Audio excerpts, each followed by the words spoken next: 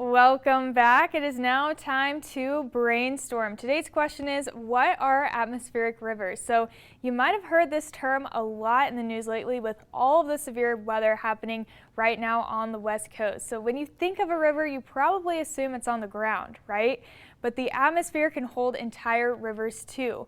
Much like how a river is water moving over the land, an atmospheric river is a stream of water vapor moving through the sky that produces a lot of rain and snow, most commonly found on the western side of the United States. They're about 250 to 400 miles wide and can be over 1,000 miles long.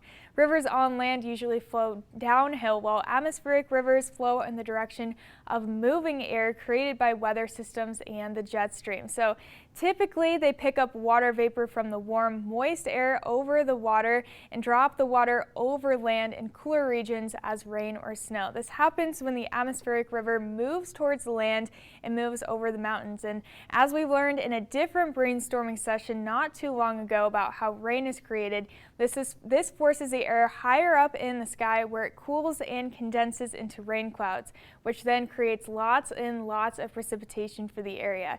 As we're currently seeing right now, some atmospheric rivers can be very powerful and cause extreme amounts of rain and flooding that can lead to mudslides.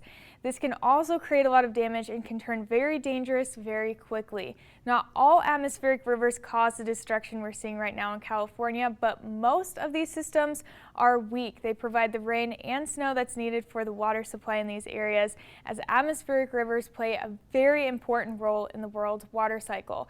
On average, 30 to 50% of annual rainfall on the West Coast happens in just a few atmospheric river events. And another fun fact for you, a strong atmospheric river gives the same amount of water vapor equivalent to 7 to 15 times the average flow of water at the mouth of the Mississippi River. Now that is a lot of water.